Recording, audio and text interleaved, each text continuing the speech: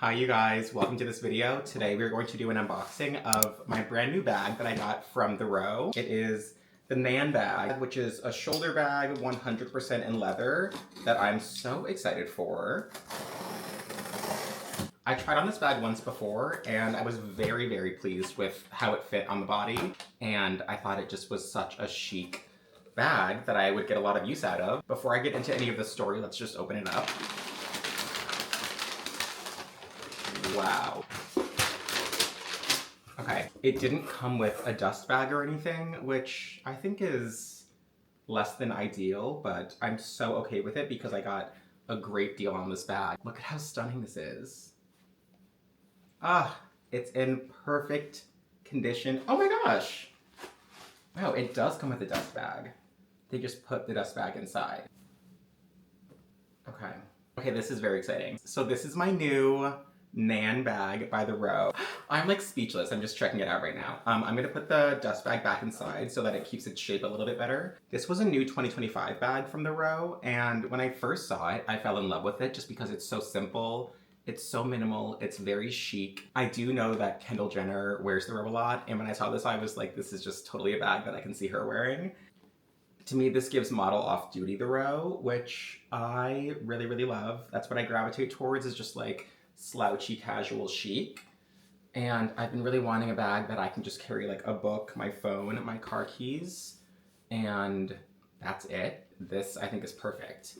I initially wasn't going to buy it because it does retail for $2,400, maybe $2,350. I got mine from Vestiaire Collective for a great deal. Let me pull up my order. I paid $1,781 for this, and that's including like service fees. And I really could not be happier because this bag is such amazing quality. I really wish you could feel this through the screen because it is just the softest, most supple, very like squishable bag. There's no like magnetic closure or anything. It's just gravity that brings this leather down like that. And it can even like fold over in the back. One of my favorite things about it is that it comes with a little pouch inside. So now I have a really just darling little pouch from the Row that I can like move from bag to bag if I want because it is detachable. So it's sort of like two bags in one for $1,700. Love that. In terms of the Nan bag itself, there's absolutely no hardware aside from this little buckle here. All of it is leather. It's fully leather lined. No, it is. This bag is fully leather lined. It looks like there's a little differentiation here, and I thought that this might be canvas or something, but it's leather as well, which I think is really great. The Row's logo is right here. It's very minimal. To me, this bag is perfect, and I didn't think that I would fall more in love with it right now than I did when I tried it on in store when I was home in Connecticut recently, but I love it so much more right now. I'm so happy that I got this. When I found this on Vestiaire Collective, I noticed that it was listed in partnership with My Teresa, which is a very reputable luxury retailer online. I know that My Teresa does not mess around with like fakes or anything, and so I was more comfortable buying it from the secondhand site Vestiaire Collective because of that. I think that it was listed as pretty much new without tags, which I was also very comfortable with because if My Teresa says it's new, then likely somebody bought it and returned it from My Teresa is my guess. And then it sat in partnership with Vestiaire Collective until I picked it up. So whenever I see that My Teresa is selling a bag on Vestiaire Collective, I definitely pounce on it. I do want to play around with the shoulder strap a little bit because it is adjustable. The strap does feel very thin, but it also feels sturdy. If you've felt the Row before, the strap is sort of similar. It's a little bit more substantial than the strap for the 90s bag because that's another pretty thin leather strap. Although my 90s bag has fit quite a good deal and really held up a lot. I think I prefer the shoulder strap to be a little bit shorter. Okay, I'm backing up a little bit. I don't know about you guys, but I think I prefer a shorter shoulder strap for the Nan bag. I'm going to have to play around with it a little bit and wear it out, but I don't think that it needs to be that long, and I think it looks gorgeous. It obviously fits over the shoulder. So a little bit about the specs of this bag. The height is 9.5 inches. The width is 12 inches. It's obviously just 1 inch deep. And then the shoulder strap The minimum length is 24 inches and the maximum length is 27.5. So obviously this will fit over your shirt, this will fit over a chunky sweater. I'm wearing the Row Ophelia right now, and I imagine that you can adjust it to fit over any sort of coat or jacket that you might wear as well. So I do think that this is sort of like a year-round bag. One thing that I'm a little bit curious about that I think could really make this bag even more versatile is tucking the strap inside and just wearing it fully as a clutch. Okay, so this is pretty great. You can actually tuck the strap inside and then wear this bag as a clutch, which I think makes it a great day to night bag. I imagine that I would wear this like out shopping and then also to dinner. Definitely not returning this bag, so the tag has been cut. The stitching around the flap is very minimal. It's unlike the Nuance bag, which has that more pronounced stitching. I mean, the construction of this bag is just perfect. And we all know that the Row does a really great job constructing their bags out of such beautiful leather. I think I saw a photo of a model holding the Nan bag. She gathered it in her hand, sort of like this, which I think is just such a power move under your arm like this. And then obviously you can wear this bag with its strap. I think it's perfect. I'm so glad that I got this. One detail that I missed before is that the Row is also embossed on the back right here. So the Nan bag is made out of lambskin, which explains the beautiful sheen. So I got it in the brown color, which is the color that I tried on when I was in Connecticut and I fell in love with. And so I'm very happy that I found it in brown rather than black. This color leans a little bit burgundy, but I think that it's a very versatile brown and I'll get a lot of use out of it year round. So this is my first bag purchase of 2026 and I'm very excited. Usually every year I find about 2 to 4 bags that I really fall in love with and that I find a great deal for and that I take home with me. And I'm very glad that this is my first bag of 2026. I hope that I get to wear her a lot, and I'm excited to share my thoughts as I spend more time with the Nan bag, and maybe it'll be one of my most used bags of the year. I'm obviously very excited to keep wearing my Margot bag. I love this thing. This has been a workhorse over the past few months. But I think it's time for the return of the little bag, so I'll let you guys know my thoughts later on. It feels very substantial. The bag is beautiful. It looks like it can fit an iPad, not that I would probably carry one, but I think it'll fit all my daily essentials, and I'm excited to fill her up. So I'm back after a few days of getting to know this bag a little bit more, wearing it, and just getting more comfortable with it. So I think I'm ready to share a few more thoughts about the Nan bag. So I think it would be helpful if I talked about my favorite features, what it fits, why I decided to get it now instead of when I first saw it or when I tried it on in store, and why I prefer the Nan bag to other bags from the Row and other shoulder bags. So I decided to pass on this bag when I first saw it in store and when I saw it on the website last year. When I first saw this bag, I didn't really have a need or a desire for like a small shoulder bag, and I was much more tuned into looking for a great top handle bag. This was before I picked up my Margot 15. So I did see it and think that's just a gorgeous bag, but I didn't really have the desire to pick it up and I didn't want to act on impulse. So I decided to let it sit. But when I saw it in store in Connecticut, I thought this bag is stunning. I still wasn't looking for a shoulder bag because I'm a shoulder bag guy and I have a number of shoulder bags. I have the Row Park Tote in the size medium. When I saw the bag in Connecticut, it really sparked a desire for the bag in me, but I still wasn't in the market for it because I still didn't have my Margot 15. And my goal that summer was to pick up a Margot bag. I ended up getting the Margot bag at the very end of this past summer. And after getting the Margot bag, I really filled the hole in my wardrobe that I felt was there for top handle bags because earlier in the year I had picked up the Row Idaho bag, which I love. It's such a unique bag. It's so beautiful. I got it in a similar brown color.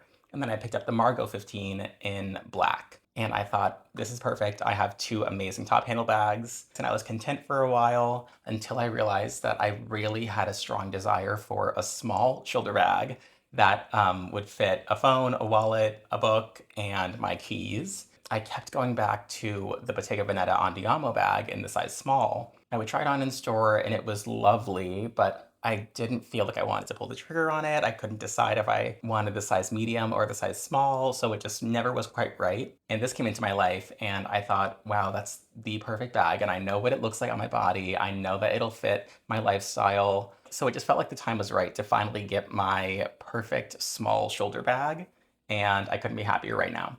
So I decided to pick up the Nan shoulder bag instead of similar bags because I feel like this just fit a very specific need. When the Row started selling the Nan shoulder bag, they also started selling the Nan messenger bag, which was targeted more at male consumers. It's like the exact same shape and size, the same mechanisms, it just has a longer strap. And I thought that they were both gorgeous, and for a second I went back and forth on which one I would get if I were to get one, but ultimately I feel like the shoulder bag was the better choice for me because I already have a couple crossbody bags and I'm not such a crossbody person. So I have the Row slouchy banana bag in leather and in canvas.